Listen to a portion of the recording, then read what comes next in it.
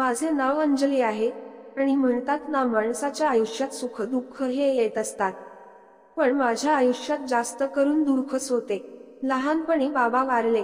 आईने आणि आजीने मला फार कष्ट करून मोठे केले आणि मला फायनल पर्यंत शिकवले। माझी आई सांगायची मी लहानपणापासून फारच हुशार होते आणि मला शिक्षणाची फार आवड होती।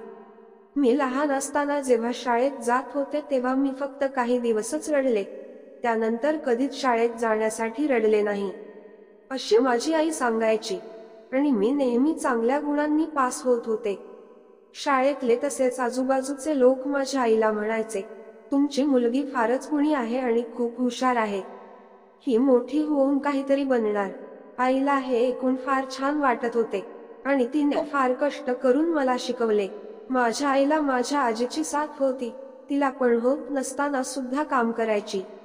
माझ्या आईने मला कधीच काही कमी पडू दिले नाही। जशी जशी मी मोठे होत गेले तसे तसे मला सर्व गोष्टी समजू लागल्या। आई माझ्यासाठी किती कष्ट करते आणि आपल्या अख्खं आयुष्य फक्त मला मोठा करण्यात आणि चांगले शिकवण्यात घालवलं आहे। म्हणून मी निर्णय घेतला की मी पण काहीतरी बनणार। मी पाहायला पण चांगलेच होते। माझे फायनल पूर्ण झाले आणि समोर बाहेर जाऊन शिकायची इच्छा होती, पण तेवढ्यात माझ्या आईला गावातल्या एका व्यक्तीने सांगितले की तुमच्या मुलीसाठी एक मुलगा बघितला आहे। मुलगा फारच छान आहे, तसेच त्याचे काम पण मोठे आहे, त्यामुळे तुमच्या मुलीला कधीच कोणत्या गोष्टीची कमी पडणार नाही। तसेच माझ्या आईला सांगितले की मुलीला तुम्ही आता बाहेरगावी पाठवत आहात, तिला फार पैसे लागतील आणि एवढे शिकून काय करणार, शेवटी लग्नच करायचे आहे आणि एवढा चांगला मुलगा मिळत आहे तर तुम्ही ही संधी हातातून जाऊ देऊ नका। माझ्या आईला पण या सर्व गोष्टी पटल्या। आई म्हणाली, ठीक आहे, पण एकदा मी माझ्या मुलीला विचारून सांगते। नंतर माझ्या आईने मला सर्व गोष्टी सांगितल्या। आता प्रश्न पडला की लग्न करायचे की समोर शिकायचे। मला समोर शिकायचे असेल तर पैसा पण फार लागणार होता आणि मी आता जर शिकले तर पैसे आणणार कुठून, हा प्रश्न पण माझ्या समोर निर्माण होत होता। त्यावेळी मला काही समजत नव्हते, कारण शिकायची तर इच्छा होती, पण तेवढा खर्च हा आणायचा कुठून।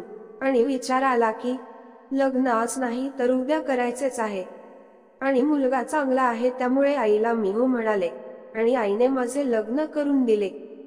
माझे लग्न झाले आणि लग्नाच्या पहिल्याच रात्री मला कळून आले की माझा नवरा हा दारू पितो। त्या गोष्टीकडे मी दुर्लक्ष केले आणि विचार केला की खुशीमध्ये घेतली असेल, पण हळूहळू ज्या गोष्टी माझ्या समोर येऊ लागल्या त्यामुळे पायाखालची जमीनच सरकली। कारण माझा नवरा एक नंबरचा दारुडा होता, तसेच त्याच्यावर कर्ज सुद्धा होते। एवढेच नाही तर त्याला इतर व्यसन पण होते, त्यामुळे त्यांनी आपली जमीन तसेच काही गोष्टी गहाण ठेवल्या होत्या। गोष्ट इथपर्यंत संपली नाही तर अगोदर त्याचे लग्न सुद्धा झाले होते आणि त्याची बायको यामुळेच त्याला सोडून गेली होती।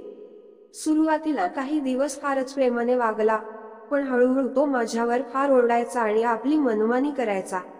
एक दोनदा मी त्याच्या प्रश्नाचे उत्तर पण दिले तर त्यांनी माझ्यावर हात सोडला होता। केव्हापर्यंत या गोष्टी मी सहन करणार होती, कारण त्याचे दिवसांदिवस वाढत चालले होते। मी त्याला काही बोलले तर तो माझ्यावर फार जोराने ओरडायचा, पण जेव्हा या सर्व गोष्टी माझ्यासमोर आल्या तेव्हा माझी तिथे थांबण्याची इच्छा झाली नाही, पण आईकडे बघून काही दिवस थांबले। मला या सर्व गोष्टी आमच्या घरच्या मोलकरींनी सांगितल्या। ती अनेक वर्षापासून तिथे काम करत होती आणि आमच्या गावातील त्या माणसाने मला हा मुलगा दाखवला, त्याला पण काही मिळाले होते। काही दिवसानंतर या गोष्टी वाढू लागल्या आणि एकदा मला खूप त्रास झाला, म्हणून मी आईला फोन केला आणि सर्व गोष्टी सांगितल्या। आई खूप रडायला लागली आणि म्हणाली, माझ्यामुळे सर्व झाले आहे, मी तुझे लग्न करून दिले ना। मी आईला समजावले, तुझी यात काही चुकी नाही आहे।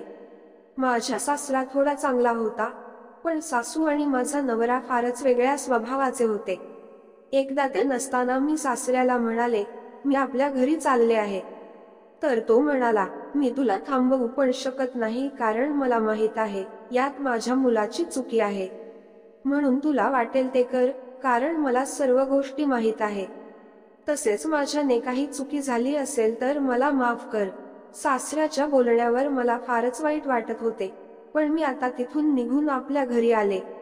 मी घरी आल्यावर माझ्या आईला सविस्तर सर्व गोष्टी सांगितल्या तर आई फार रडत होती.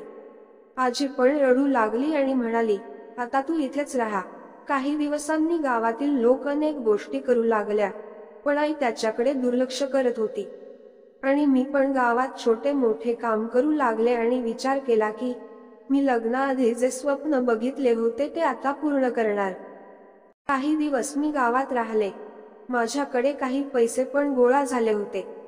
मी मैत्रिणीला माझ्या सोबत घडलेल्या सर्व गोष्टी सांगितल्या. माझी मैत्रीण म्हणाली, तू माझ्याकडे ये राहायला, मी घरी राहूनच अभ्यास करते. मी आईला सर्व गोष्टी सांगून दिल्या. आई म्हणाली, तू तुझ्या मैत्रिणीकडे जा आणि अधूनमधून घरी येत राहा. काही दिवसानंतर मी माझ्या मैत्रिणीकडे पोहोचले आणि एक जॉब पण बघितला. माझा जॉब पार्ट टाइम होता, त्यामुळे माझा खर्च पण भागत होता आणि मी फार मन लावून अभ्यास करू लागले. मी दिवसा काम पण करायचे आणि घरी आल्यावर अभ्यास करायचे. रात्री सुद्धा मी फार वेळ अभ्यास करत होतो. माझी मैत्रीण झोपून जायची आणि मी अभ्यास करत राहायचे. 2 वर्ष फारच मन लावून अभ्यास केला आणि त्या अभ्यासाचे मला यश मिळाले. मला एक नोकरी लागली आणि नोकरी पण फारच चांगली होती. मला नोकरी लागली माहीत पडल्यानंतर पहिला फोन मी आपल्या आईला केला. आईचा आनंद गगनात मावेनासा झाला होता. त्यानंतर मी गावात आले. हळूहळू गावात सर्वांना माझ्या नोकरीबद्दल कळू लागले आणि माझा गावात सत्कार सुद्धा झाला. काही दिवसानंतर मला नोकरीचा जॉईनिंग लेटर आला. आता मी तिथे राहून नोकरी करू लागले. सुरुवातीला मी एकटेच राहायला आले होते.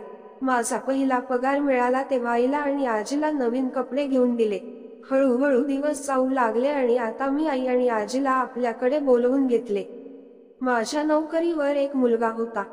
तो आणि मी सोबतच काम करत होतो. आमचे बोलणे नेहमी होत होते. तो फार चांगला होता. नेहमी मला कामात मदत करायचा आणि मला अनेक गोष्टी समजून सांगायचा. त्याचा स्वभाव पण छान होता. कालांतराने त्याला मी आवडू लागले आणि एक दिवस त्याने मला लग्नासाठी मागणी घातली. मी त्याला सर्व गोष्टी सांगितल्या. त्याला म्हणाले, माझे लग्न झाले आहे, पण माझा नवरा बरोबर नव्हता, त्यामुळे मी त्याला सोडले. आधी तर तो विचारात पडला, त्यानंतर म्हणाला, मी विचार करून सांगतो. काही दिवसानंतर त्याने मला सांगितले, मला तुझ्या सर्व गोष्टी मान्य आहे आणि मी तुझ्याशी लग्न करायला तयार आहे. आईला मी या सर्व गोष्टी सांगितल्या तर आई फारच खुश झाली. आता आमचे लग्न ठरले. लग्न फार चांगल्या प्रकारे पार पडले आणि लग्नानंतर मला काहीच त्रास झाला नाही. माझा नवरा फारच चांगला आहे.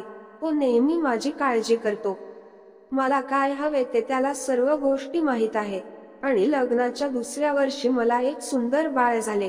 आम्ही फार चांगल्या प्रकारे आपले आयुष्य जगत आहोत. मी आपल्या आईला गावात घर बांधून दिले आहे.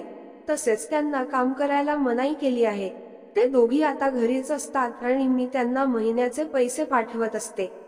माझा नवरा सुद्धा म्हणाला, तू त्यांना आपल्या पगारातून पैसे पाठवत जा. मी कधी कधी आपल्या गावी जात असते. मला बघून आई फारच खुश होते आणि आता तर नातू असल्यामुळे तिला फारच आनंद होतो. मित्रांनो, कथा आवडल्यास चॅनलला सबस्क्राईब करायला विसरू नका. धन्यवाद.